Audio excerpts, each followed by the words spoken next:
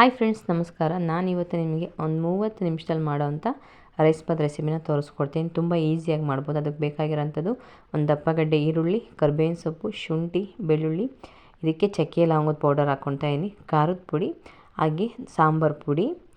ಇಲ್ಲಿ ಮಾಡಲಿಕ್ಕೆ ಒಂದು 2-3 ಚಮಚ ಎಣ್ಣೆ, ರುಚಿಗೆ ತಕ್ಕಷ್ಟು ಉಪ್ಪು. ನೆಕ್ಸ್ಟು ಇದಕ್ಕೆ ಮೇಯ್ನ್ ಬೇಕಾದಂಥದ್ದು ಟೊಮೊಟೊ ಹಣ್ಣು, ಒಂದು 4-5 ಟೊಮೊಟೊ, ಒಂದು ಅರ್ಧ ಕಟ್ ಕೊತ್ತಂಬರಿ, ಒಂದು 2 ಚಮಚದಷ್ಟು ದೊಡ್ಡ ಚಮಚದಷ್ಟು ಕಡಲೆಬೀಜ. ಇದಕ್ಕೆ ಬಟಾಣಿ ಬೇಕಾದ್ರೂ ಸೇರಿಸ್ಕೊಬೋದು, ನಿಮಗೆ ಜಾಸ್ತಿ ಬೇಕಂದ್ರೂ ಜಾಸ್ತಿ ಬೇಕಾದ್ರೂ ಸೇರಿಸ್ಕೊಬೋದು. ಇಲ್ಲಿ ಒಂದು 4 ಇಂಚಷ್ಟು ಶುಂಠಿ, ಬೆಳ್ಳುಳ್ಳಿ, ಶುಂಠಿಗಿಂತ ಸ್ವಲ್ಪ ಜಾಸ್ತಿ ಬೆಳ್ಳುಳ್ಳಿನ ನಾನು ಪೇಸ್ಟ್ ಮಾಡ್ಕೊತಾ ಇದ್ದೀನಿ. ಈಗ ನಾನು ಒಂದು 2 ಲೋಟ ಅಕ್ಕಿ ತೊಗೊಂಡಿರೋ ಅಂಥದ್ದು. 2 ಲೋಟ ಅಕ್ಕಿಗೆ ನಾನು ಎಷ್ಟೆಷ್ಟು ಹಾಕಿ ಅಂತ ಮುಂದೆ ತಿಳಿಸ್ಕೊಡ್ತಾ ಹೋಗ್ತೀನಿ. ಕುಕ್ಕರ್ನ ಕಾಯಕ್ಕಿಟ್ಟಿದ್ದೆ. ಅಷ್ಟೊತ್ತಿಗೆ ಕುಕ್ಕರ್ ಕಾದ ತಕ್ಷಣ ನಾನಿಲ್ಲಿ ಎಣ್ಣೆ ಹಾಕ್ಕೊತಾ ಇದ್ದೀನಿ. ಎಣ್ಣೆ ಕಾದ ತಕ್ಷಣ ಇಲ್ಲಿ ಕರಿಬೇವಿನ ಸೊಪ್ಪು ಹಾಕ್ಕೊಂಡು ಈರುಳ್ಳಿನ ಹಾಕ್ಕೊಂಡು ಚೆನ್ನಾಗಿ ರೋಸ್ಟ್ ಮಾಡ್ಕೊಬೇಕು. ನೆಕ್ಸ್ಟು ಟೊಮೊಟೊನ ಸೇರಿಸ್ಕೊಂಡು ನಾವು ಇಲ್ಲಿ ಚೆನ್ನಾಗಿ ಬೇಯಿಸ್ಕೊಬೇಕಾಗುತ್ತೆ. ಫುಲ್ಲು ಸ್ಮ್ಯಾಶ್ ಆಗೋವರೆಗೂ ಚೆನ್ನಾಗಿ ಬೇಯಿಸ್ಕೊಂಡು ನೆಕ್ಸ್ಟ್ ನಾನು ಇದಕ್ಕೆ ಒಂದೊಂದೇ ಪದಾರ್ಥನ ಸೇರಿಸ್ಕೊಳ್ತಾ ಹೋಗ್ತಾ ಇದ್ದೀನಿ. ನೀವೇ ನೋಡಿದಾಗೆ ನೋಡಿ, ಇಲ್ಲಿ ಚೆನ್ನಾಗಿ ಟೊಮೊಟೊ ಬೆಂದಿದೆ, ಎಣ್ಣೆ ಬಿಡೋವಷ್ಟು ಬೆಂದಿದೆ. ಈ ಟೈಮಲ್ಲಿ ಶುಂಠಿ ಬೆಳ್ಳುಳ್ಳಿ ಪೇಸ್ಟ್ನ ಹಾಕ್ಕೊಂಡು ಮತ್ತೆ ಅದು ಹಸಿ ವಾಸನೆ ಆಗೋವರೆಗೂ ಹುರ್ಕೊಂಡು ಈಗ ನಾನು ನಾನು ತೋರಿಸಿರೋಂಥ ಕಡಲೆ ಬೀಜ ಅಥವಾ ಬಟಾಣಿ ಎರಡರಲ್ಲೊಂದು ಹಾಕ್ಕೊಳ್ತಾ ಇದ್ದೀನಿ. ನೆಕ್ಸ್ಟು ಚಕ್ಕೆ ಲವಂಗದ ಪೌಡರ್ ಒಂದು ಅರ್ಧ ಚಮಚ, 1/4 ಚಮಚ ಖಾರದ ಪುಡಿ. ಇದ್ರ ಬದಲು ನೀವು ಮೆಣಸಿನ್ಕಾಯಿ ಬೇಕಾದರೂ ಸೇರಿಸ್ಕೊಬೋದು.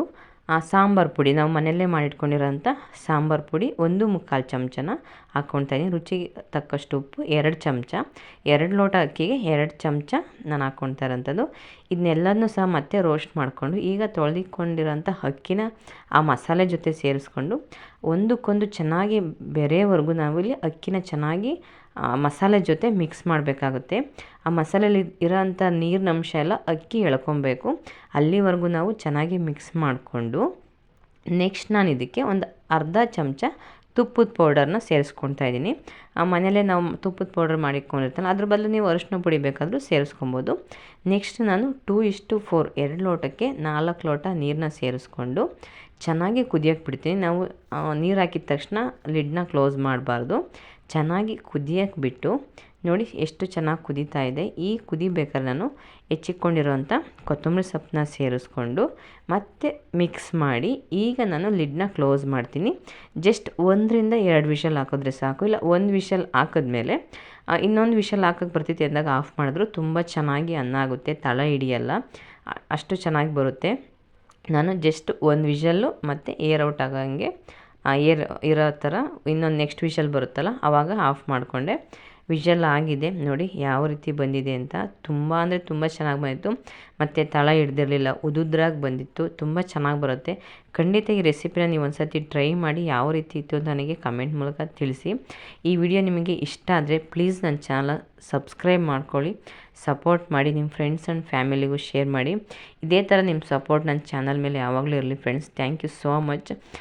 ನನ್ನ ಮಗನಿಗೆ ತಿನ್ನಿಸಿ ಅವನಿಗೆ ಸ್ಕೂಲಿಗೆ ಹಾಕ್ಕೊಟ್ಟು ನಮ್ಮ ಮಾವರಿಗೂ ಹಾಕ್ಕೊಟ್ಟು ನಾನು ಟೇಸ್ಟ್ ಮಾಡಿದೆ. ತುಂಬ ಅಂದರೆ ತುಂಬ ಚೆನ್ನಾಗಿ ಬಂದಿತ್ತು. ಪಟಾಪಟ್ ಅಂತ ಅರ್ಧ ಗಂಟೆಯಲ್ಲಿ ಈ ರೆಸಿಪಿನ ಮಾಡ್ಬೋದು. ನಿಮಗೆಲ್ಲರ ಅರ್ಜೆಂಟ್ ಇದ್ದಾಗ ಈ ರೆಸಿಪಿನ ನೀವು ಖಂಡಿತ ಟ್ರೈ ಮಾಡಿ. ನಿಮಗೂ ತುಂಬ ಈಸಿ ಅನಿಸುತ್ತೆ, ತುಂಬ ಟೇಸ್ಟಿ ಅನಿಸುತ್ತೆ. Thank you. ಮತ್ತೆ ಮುಂದಿನ ವಿಡಿಯೋದಲ್ಲಿ ಸಿಗ್ತೀನಿ. ಬಾಯ್.